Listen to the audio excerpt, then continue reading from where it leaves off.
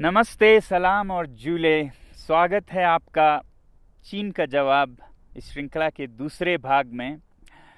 उम्मीद है आपको मेरी आवाज़ सुनाई दे पाएगी। यहाँ पर हवाएं चल रही हैं, बल्कि कल तो इतनी हवाएं चल रही थी कि हम रिकॉर्ड ही नहीं कर पाए, इसलिए देरी हुई, क्षमा कीजिएगा। आज हम थोड़ी बड़ी माइक लेके आए हैं, उम्मीद है अच्छी तरह हो पाएगी।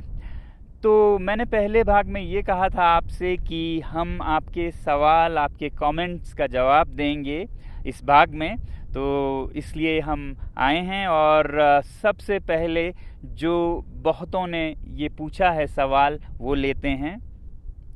पहला सवाल है, क्यों बायकॉट करें चीन को?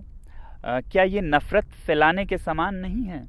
जी नहीं, नफ़रत फैलाने की बात नहीं है। जैसा मैंने पहले कहा है, चीनी लोगों से हमें कोई समस्या नहीं, बहुत अच्छे लोग होते हैं, मेरे बहुत दोस्त हैं। हमें समस्या है तो चीनी सरकार से, तंत्र से, जो कि विस्तारवादी है, जो कि शोषण करती है, उनसे समस्या है। चीन के हर बात पे दुनिया खामोश रहती है, तो ये एक वेकअप कॉल है जो हम दे रहे हैं। चीन के अंदर ही 140 करोड़ लोग लगभग बंधुआ मजदूर की तरह काम करते हैं, हुकूक अधिकार नहीं हैं, कुछ बोलें तो वो गायब हो जाते हैं, और दुनिया उस पर खामोश है और सौदा करना चाहती है, बिजनेस एज यूजुअल। अंदर जाएं तो तिब्बतन बुद्धिस्ट 60 लाख में से 12 लाख मारे गए, लगभग 6000 मंदिर मठ तोड़े गए। दुनिया खामोश है, हम बिजनेस करना चाहते हैं। बात करते हैं शिनजियांग में युगुर मुसलमानों की। करोड़ की जनसंख्या है और 10 लाख युगुर मुस्लिम्स जेल में बंद हैं अभी इस वक्त, और हजारों मस्जिदें तोड़े गए हैं। दुनिया खामोश है, हम सौदा करने की बात करते हैं उनसे। श्रीलंका को देखिए, चीन के कर्ज में दबी जा रही है। ये जो पोर्ट है हम्बनतोटा का, वो तो बिक गया है चीन को, उसके कब्जे में है। पाकिस्तान इतने कर्ज में डूबा है कि शायद ये देश भी एक गुलाम सा हो जाए। दुनिया खामोश है, सौदा करना चाहती है। ये तो दुनिया की बात हुई। मेरे लिए सबसे बड़ी बात है मेरे दरवाजे पे क्या हो रहा है। लद्दाख की धरती में चीन 1962 से, जहाँ पर की जंग खत्म हुई थी, कितने किलोमीटर अंदर आ चुका है। हमारे यहाँ के चरवाहे अपने चरागाहें खो चुके हैं, कहाँ ले जाएंगे वो अपने भेड़ बकरियों को?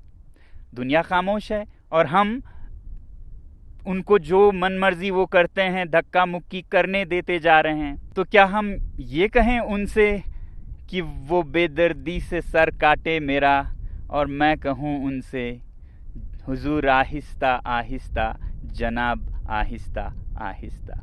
नहीं, अब हमें जवाब देना होगा, और जवाब हमें अपने हाथों में लेके वॉलेट पावर से देना होगा। और ये कोई गलत या बुरी बात भी नहीं है। सैंक्शंस सदा प्रयोग किए जाते हैं जब भी कोई गलत करता है, वो चाहे देश हो। उत्तरी कोरिया पर सैंक्शंस लगाते हैं देश, तो हम क्या अपने पर्सनल इकोनॉमिक सैंक्शंस नहीं लगा सकते इन देशों पर? और बॉयकॉट करना कोई नई बात भी नहीं है। आपने सुना होगा स्वदेशी movement, boycott movement. Tilak ji के नेतृत्व में 1905 से शुरू हुई थी ब्रिटिश सरकार के खिलाफ बॉयकॉट का, उनके सामान का। तब हम ब्रिटिश सरकार के गुलाम हो चुके थे। अब हमें समझ आनी चाहिए कि prevention is better than cure, तो इसलिए हम अभी से करें। बल्कि मैं तो कहूँगा कि अगर हम कुछ ना करें और देखते रहें तो वो गुनाह है। जुल्म करना गुनाह है तो जुल्म सहना भी गुनाह है। आप में से बहुतों ने दूसरा सवाल पूछा है, जनता को क्यों करनी पड़ी बैन या बॉयकॉट? हमारी सरकार क्यों नहीं बैन करती चीनी सामान को? देखिए, सरकारों के बंदिशें होती हैं, प्रोटोकॉल्स होती हैं, व्यापार बहुतरफा होती हैं, तो इसलिए सरकार के लिए शुरू में मुश्किल हो सकता है। मगर अगर जनता करे, जनता की अपनी मर्जी है, चॉइस है, कस्टमर इज़ द किंग, तो कोई दुनिया की ताकत उसे पूछ नहीं सकती कि आप ये क्यों नहीं खरीद रहे हैं, वो क्यों खरीद रहे हैं। वैसे भी हम सरकार के लिए क्यों इंतज़ार करें? जब लोग कुछ करने लगे तो सरकार वैसी ही नीतियां बनाती हैं जो लोगों की, जनता की मूड होती है। अमेरिकी राष्ट्रपति कैनेडी ने कहा था, ask not what the country can do for you, ask what you can do for your country। क्या ये व्यावहारिक या संभव भी है कि हम चीन जैसे बड़े देश के सामान को बॉयकॉट कर सकें? जब कोई देश या कोई तंत्र अत्याचार करे, ज्यादती करे, वो हद से बढ़ जाए, तो मुमकिन क्यों नहीं अगर जनता में जज्बा हो। अरब स्प्रिंग में एक नहीं 5-6 तानाशाह सरकारें गिर गईं महीनों में, और वो शुरू हुआ था एक सब्जी वाले की पुकार से। तो हम क्यों नहीं कर सकते ऐसा काम जो कि हमारे दरवाजे पे इतना अत्याचार और इतनी जोर ज़बरदस्ती कर रहा है। हमारे पास और कुछ नहीं तो अपना बटुआ तो है ना। कस्टमर इज़ द किंग, जागो ग्राहक जागो। और एक सवाल है कि हम चीन में बने सामान के बिना कैसे काम चलाएं। न सिर्फ सामान बल्कि सामान के अंदर के कलपुर्जे भी चीनी होते हैं बहुत बार। और विकल्प क्या हैं? दोस्तों, हम चीनी सामान में डूबे जा रहे हैं, कुछ इस तरह की जैसे हमारे हाथ में कुछ है ही नहीं। एक शेर है जिसे मैं आपके सामने रखूंगा इस हालत को दिखाने के लिए। खरीदें कब तलक कोट पतलों पे रहन हम चीन से। पे रहन एक कपड़े का नमूना है। खरीदें कब तलक कोट पतलों पे रहन हम चीन से, अपनी अय्याशी की गर हालत यही कायम रही, आएंगे गुस्साल चीनी और कफन भी चीन से। गुस्साल जो मरने के बाद शरीर को धोने वाले लोग होते हैं, वो भी अब चीन से आने लगेंगे और कफन भी चीन से आने लगेंगे। बहरहाल देखिए, जिंदगी प्योर इकोनॉमिक्स नहीं होती, सब कुछ पैसे में नहीं होता, कुछ उसूल भी होते हैं, अच्छे बुरे का कुछ फ़र्क इम्तियाज़ भी होता है।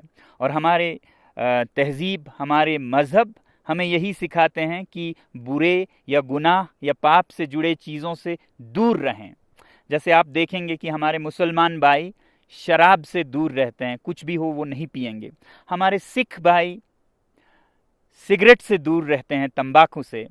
हमारे हिंदू भाई गौ मांस से, या जैन समुदाय के लोग तो मांस ही नहीं बल्कि लहसुन, प्याज ऐसे चीज़ों से भी वो नहीं खाते हैं। तो जहाँ भी वो जाएं कभी सफ़र में, यात्रा में, तो क्या वो भूखे मर जाएंगे? नहीं। अगर दृढ़ निश्चय हो, पक्का इरादा हो, तो एक इकोसिस्टम, एक हालात बनती जाती है उस रास्ते में। जब हम बर्दाश्त करके चलते हैं तो आप देखेंगे कि ऐसे भोजनालय, रेस्टोरेंट्स निकलेंगे जो जैन फूड सर्व करेंगे। तो 1 साल 2 साल में एक नया इकोसिस्टम बन जाता है। उसी तरह अगर हम ये चीन के सामान को भी गुनाह से जुड़ी समझे, जैसा कि मैंने कहा इसके पीछे अत्याचार है, तो 1-2 साल में सारे दुनिया के देश और अपने हमारे देश में ऐसी चीज़ें बनने लगेंगी कि हमें इसका याद भी नहीं होगा कि हम ये नहीं कर पाएंगे, ऐसा सोचते थे। तो इसलिए मैं कहता हूं कि boycott made in China, software in a week, hardware in a year, और फिर हार्डवेयर में भी finished products, non essentials in a year, components, raw materials and essential products in 2 years। हम योजनाबद्ध तरीके से चल सकते हैं अगर हमारे अपने में सूझबूझ है। कोई ऐसा नहीं है कि कल या परसों ही हम सब कुछ बंद करें।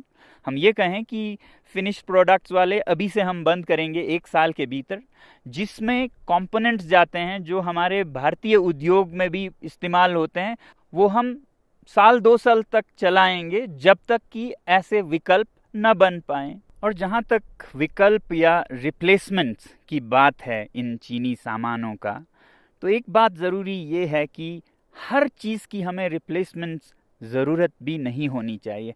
हमारी ज़िंदगी सादा भी हो सकती है। इस लॉकडाउन में हमने देखा कि कितने कम चीज़ों से हम खुशी पा सकते हैं, और सस्ते माइंडलेस कंज्यूमरिज्म में लाए गए ये चीनी सामान जो कि हमें ज़रूरत भी नहीं है, 10 जोड़े जूते, 50 जोड़े जुराब, क्यों ज़रूरत है इनकी? क्या हम एक सादा जीवन नहीं जी सकते हैं? बदल सकते हैं ज़िंदगी के शैली को कि हम थोड़े में ही गुजारा करेंगे मगर साफ अच्छे चीज़ों को ही अपने जीवन से जोड़ेंगे। इसलिए ilivesimply.org पे जाइए और देखिए सादा जीवन कैसे जी सकते हैं, अपने पर्यावरण को, अपने पृथ्वी को, जीव जंतुओं को कैसे बचाए हुए खुशी का एक जीवन जी सकते हैं।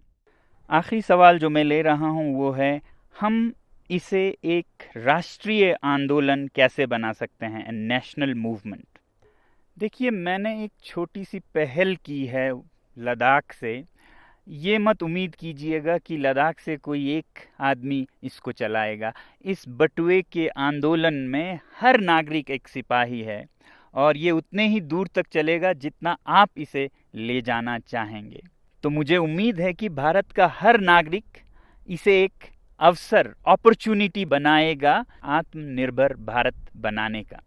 हमारे जो सेलिब्रिटीज़, इन्फ्लुएंसर्स और नेता हैं वो युवा पीढ़ी को नेतृत्व दे सकते हैं इस मामले में, और मुझे बहुत उम्मीद है कि आप लोग भी अपना रोल निभाएंगे देश प्रेम का। जो भरा नहीं है भावों से, बहती जिसमें रसधार नहीं, वो हृदय नहीं है, पत्थर है जिसमें स्वदेश का प्यार नहीं। जय हिंद।